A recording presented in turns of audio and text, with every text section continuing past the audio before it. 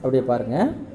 அதாவது இப்போ நம்ம இந்த 17 விதமானதாக 70 இன்ஸ்ட்ரக்ஷன் சொன்னாங்க இல்லையா, இதன் மூலமாக உலகம் முழுவதுமான ஒரு நல்லதொரு அமைதியான ஒரு வளமான மாசு இல்லாத ஒரு சமுதாயத்தை உருவாக்க முடியும். இது உலக அளவிலான யூனிவர்சலாக குளோபல் லெவலில் செய்யலான்ட்டு யூஎன்ஓ சொல்லியிருக்காங்க இல்லையா. அப்போ தான் அந்த 3 விதமான நிபந்தனைகளை செய்ய முடியும், உருவாக்க முடியும் அப்படின்னு சொன்னாங்க இல்லையா, அந்த ஒருங்கிணைப்பு முயற்சியெல்லாம்.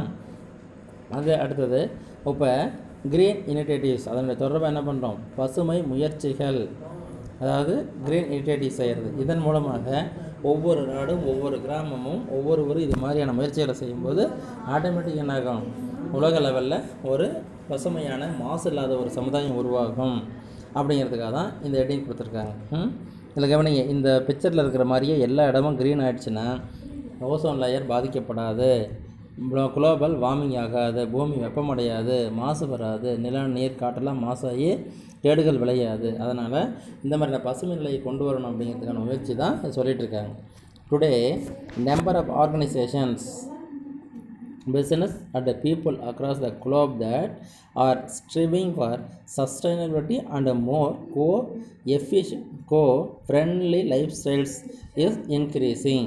அதாவது இந்த தற்காலத்தில் என்ன சொன்னால், நவீன காலத்தில் டுடே இன்னைக்கு லெவலில் நம்பர் ஆஃப் ஆர்கனைசேஷன், பல்வேறு விதமான நிறுவனங்கள், பிஸ்னஸ் வியாபார நிறுவனங்கள், சாதாரண நிறுவனங்கள் மற்றும் பொதுமக்கள் எல்லோருமே என்ன பண்ணுறாங்க, குளோப் தட், அதாவது உலக அளவில் புவிய ஸ்ட்ரீவிங் ஃபார் சஸ்டைனபிலிட்டி, அதாவது முயற்சி எடுத்துகிட்டு இருக்காங்க, நீடித்த நிலையான more friendly lifestyles is increasing, அதாவது சுற்றுச்சூழலையே ஒரு நட்புள்ளதாக நல்லுறவு உள்ளதாக மாற்றி நமது வாழ்க்கை அமைக்கும் விதமாக முயற்சி நடந்து கொண்டிருக்கிறது. அதாவது உலக லெவலில் பல்வேறு விதமான நிறுவனங்கள், தனி மனிதர்கள், வியாபார நிறுவனங்கள் எல்லாமே உலக லெவலில் முயற்சி எடுக்கிறாங்க. நீடித்த நிலையான சுற்றுச்சூழலை நமக்கு தகுந்தாற் போல், அட்மாஸ்பியர் கெட்டு போச்சு, குளோபல் வார்மிங் ஆகிடுச்சு, இதெல்லாம் சொல்கிறோம் இல்லையா, இது மாதிரி இல்லாமல் நமக்கு தகுந்தாற் போல் வாழ்வு அமைவதற்கு சுற்றுச்சூழலை நமக்கு தகுந்தாற் போல் மாற்றி அமைக்கும் விதமாக, நட்போடு அமையும் விதமாக மாற்றி அமைக்கணுங்கிற முயற்சி எடுத்திருக்காங்க.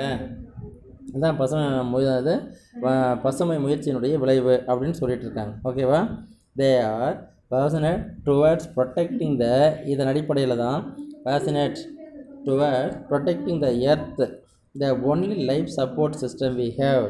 இருக்கக்கூடிய சூழ்நிலை எப்படி இருக்கணுமா, நமது வாழ்க்கைக்கு ஆதாரமான பூமியாக, அதாவது passionateன்னு சொன்னால் ஆதாரமாக, towards protecting the earth, the only life support system we have, நாம் வாழ்வதற்கு ஏற்றவாறு பூமியை மாற்றி அமைப்பது, உருவாக்கி கொள்வது, பாதுகாப்பான பூமியாக உருவாக்கி கொள்வது அப்படிங்கிறதன் அடிப்படையில் தான் என்ன பண்ணியிருக்காங்க, முயற்சி எடுத்துக்கொண்டிருக்கிறார்கள். பாசினேட், என்சூர், அதாவது உறுதி, என்ன எடுத்திருக்காங்க, பாதுகாப்பாக நலம் தரும் விதமாக நமது பூமியை மாற்றி அமைத்து கொள்ளுதல், நமது வாழ்க்கைக்கு தகுந்தாற் போல் அப்படிங்கிறாங்க. And we should bring about change, அப்படின்னா என்ன பண்ணுவோம், ஏனெனில் we should bring about change, மாற்றத்தை ஏற்படுத்த வேண்டும். த்ரோ, இதன் மூலமாக பொலிட்டிக்கல் லோபிங், அதாவது அரசியல் மூலமாகவும், அரசியல்னு சொன்னால் எல்லா நாடுகளையும் அரசியல் இருக்கு இல்லையா, அந்த அரசாங்கத்தின் மூலமாகவும், கொள்கை ரீதியாகவும், சிட்டிசன் ஆக்ஷன், குடிமக்களுடைய செயல்பாடுகளின் மூலமாகவும், அண்ட் கன்சூமர் ப்ரெஷர், நுகர்வோருடைய அழுத்தமான செயல்பாடுகளால், இதை தான் பயன்படுத்தணும், இதை தான் வாங்கணும், இப்படி தான் இதை டிஸ்போஸ் பண்ணணும், இப்படி தான் அதை பாதுகாக்கணுங்கிற நுகர்வு முறையாலும் நுகர்வோருடைய அழுத்தத்தினாலும் என்ன பண்ணலாம், இந்த பசுமை முயற்சி செய்யலாம். நான் ஒருவரால் மட்டும் இல்லை, எல்லோராலையும் முறை, அரசியல் ரீதியாக பொலிட்டிக்கல் லாபிங்லேயும், குடிமக்கள்ங்கிற முறையிலையும், நுகர்வு செய்கிறவங்க முறையிலையும் இந்த முயற்சிகளை செய்யலாம். And we should take feasible direct action to protect this fragile planet and promote the solutions for a green and peaceable future. அதாவது இதன் மூலமாக feasible, அமைதியான, டைரக்ட் ஆக்ஷன், அமைதியான நேரடி செயல்பாடுகள் மூலமாக ப்ரொடெக்ட் திஸ் ஃப்ரேகிள் பிளானட், அழிகின்ற சூழ்நிலை பூமியை பாதுகாப்பது. ஃப்ரேகிள் பிளானட்டுங்கிறது அழிகின்ற சூழ்நிலை, சீக்கிரமாக அழிஞ்சு போயிருக்கிற சூழ்நிலை இருக்கு இல்லையா, அந்த மாதிரியான சூழ்நிலையிலிருந்து பாதுகாப்பது. And promote the solutions for a green, பசுமையாகவும், அண்ட் ஃபீஸபிள் ஃபியூச்சர், அமைதியானதாகவும் வருங்காலத்தை உருவாக்குதல்.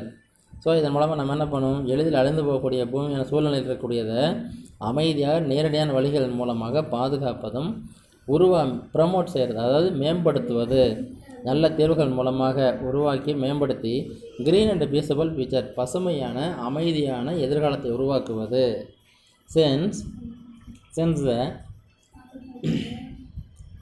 Since the global warming is a global problem, இந்த பூமி வெப்பமடைதல் அப்படின்னு சொன்னோம் இல்லையா, புவி வெப்பமடைகிறதுங்கிறது உலகளாவிய பிரச்சனையாகும். Globe problem.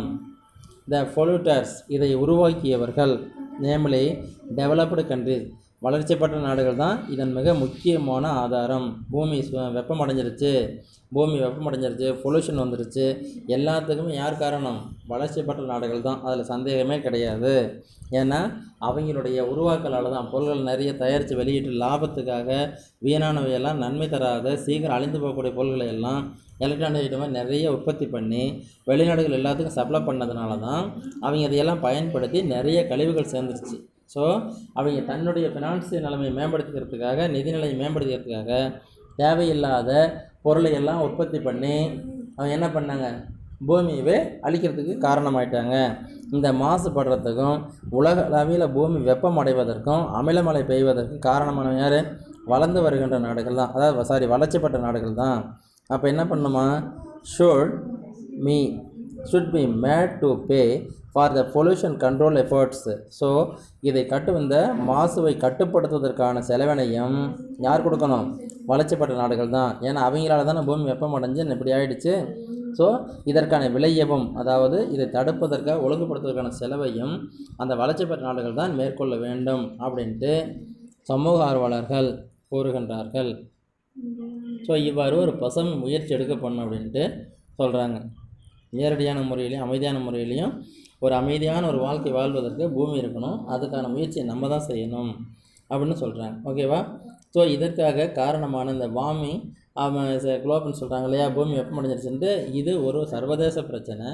இதுக்கு யார் காரணமாக இருந்தாங்களோ, வளர்ச்சி பேச நடக்கிட்டு இருக்காங்க இல்லையா, அவங்க தான் காரணம். ஸோ இதற்கான செலவையும் அவங்க தான் ஏற்றுக்கணும் அப்படின்ட்டு பொருளியறிஞர்களும் சரி சமூக ஆர்வலரும் சொல்கிறாங்க. இதன் மூலமாக பூமி வெப்பமடைதலிருந்து நம் உலகை காப்பாற்ற முடியும் அப்படிங்கிறாங்க. இது மாதிரி பல்வேறு விதமான முயற்சிகளால் பூமி வெப்பமடைவதை பசுமை முயற்சிகள் மேற்கொள்வதன் மூலமாக தடுக்கலாம். ஸோ மாசு கட்டுப்படுத்துங்கிறது தனியான ஒரு விஷயம் கிடையாது. எல்லோரும் சேர்ந்த உலக அளவிலான எல்லா நிறுவனங்களும், நாடுகளும், அரசாங்கமும், பொதுமக்களும், நுகர்வு செய்பவர்களும் எல்லாரும் சேர்ந்து செயல்படுவதன் மூலமாக ஒரு சிறப்பான தீர்வினை கொண்டு வர முடியும். பசுமை குடின்னு சொல்லக்கூடிய இந்த பசுமை முயற்சியினால் உலகமே அந்த மாசு கட்டுப்படுத்துலேருந்து விலகி ஒரு நல்ல நிலைக்கு வர முடியும் அப்படிங்கிறது தான் பொருளியறிஞர்களுடைய மிக முக்கியமான கருத்து. ஓகேவா? ஸோ இது மாதிரி இன்றைக்கி நிறைய பார்த்துருக்கோம். இதில் என்ன பார்த்துருக்கோன்னு சொன்னோமா, இந்த 3 விதமான கொள்கைகள்லாம் சொன்னாங்க இல்லையா, அதாவது இந்த வேஸ்ட்டுங்கிறத நேற்று பார்த்தோம். சும்மா லைட்டாக அதை தடவை பார்த்துக்காங்க, ஆதாரங்களெல்லாம் படிச்சுக்காங்க. இந்த திடக்கழிவு சாலிட் வேஸ்ட்டுன்னு சொன்னோம் இல்லையா, அதை பார்த்துருக்கோம். சஸ்டைனபிள் டெவலப்மெண்ட்டு, நீடித்த நிலையான வளர்ச்சிங்கிறத சொல்லியிருந்தாங்க. அதுக்காக ஒரு 17 கொள்கைகளை சொல்லியிருக்காங்க. அதுக்காக பசுமை முயற்சிகள். ஓகேவா? இதையெல்லாம் கொஞ்சம் பார்த்து வைங்க. அப்புறமா ஆர்கானிக் ஃபார்மிங், அதாவது இயற்கை பண்ணை முறைன்னு ஒன்று இருக்குது. இயற்கை பண்ணை முறைன்னு சொன்னால் எந்த மாதிரி நம்ம செய்கிறதன் மூலமாக இந்த பூமியை காப்பாற்ற முடியும் அப்படிங்கிறது. ஓகேவா? ஏன்னா எல்லாம் டாக்ஸிக் கெமிக்கல்ஸ்ன்னு சொன்னோம் இல்லையா, விஷங்கள், அந்த விஷமான உரங்களை பயன்படுத்தியும் பூச்சிக்கொல்லி மருந்துகளை எல்லாம் பயன்படுத்தி பல்வேறு விதங்கள் நம்ம என்ன பண்ணிட்டோம்? மண்ணை, அதாவது பூமியை பால்படுத்தி விட்டோம். அதனால் என்னாச்சு? அதிலிருந்து வரக்கூடிய உணவே நமக்கு விஷமாக மாறிடுச்சு. இதனால் நமக்கு என்னாகும்? சாப்பாட்டிலே விஷம் ஏற்பட்டுறது. ஸோ நமது உடலும் மனமும் கெட்டு போயிடுது. அந்த கழிவுகள்லாம் வெளியில் போகிறதுனால பூமியும் வீணாயிடுது. ஸோ என்ன பண்ணோம்? புதியதொரு முயற்சியின் மூலமாக இவைகளெல்லாம் தடை செய்யணும் அப்படின்னு சொல்கிறாங்க. ஓகேவா? ஸோ இதுக்கு இயற்கை பண்ணை முறை, ஆர்கானிக் ஃபார்மிங் அப்படிங்கிற ஒரு முறை இருக்குது. கால்நடை சாணம், இயற்கை கழிவுகள் இருக்கு இல்லையா, இவைகளெல்லாம் வச்சு பூச்சி மருந்துகள்லாம் பயன்படுத்தி குறைஞ்ச அளவில் பயன்படுத்தி இதையெல்லாம் செய்கிறதுனால இயற்கையான உணவுப் பொருள் கிடைக்கும். இயற்கையான உணவின் மூலமாக ஆர்கானிக்னு சொல்கிறது மிகப்பெரிய விஷயமாக இருக்குது. இவைகள் மூலமாக நமது உடல் நலமும் மேம்படும், அதே சமயம் மாசு கட்டுப்பாடும் தானாக நடந்து கொண்டிருக்கும் அப்படிங்கிறாங்க. இதனால் நம்ம தெளிவாக பார்க்கலாம். பார்த்ததையெல்லாம் நல்லா படித்து எழுதி பாருங்கள். இப்போ செல்ஃப் டெஸ்ட், வீக்லி டெஸ்ட் சொல்லியிருக்காங்க. வரும்போது நல்லா படிச்சுட்டு பார்க்காம பேரண்ட்ஸ்கிட்ட கையெழுத்து வாங்கி தெளிவாக எழுதி அனுப்புங்க. உங்களுக்கு நிச்சயம் யூஸ்ஃபுல்லாக இருக்கும், பப்ளிக்கு நல்லாயிருக்கும். ஓகேவா? பார்க்கலாம். ஓகே, அடுத்த கொஷின் அடுத்த கிளாஸில் பார்க்கலாம். சரி, குட் லக்.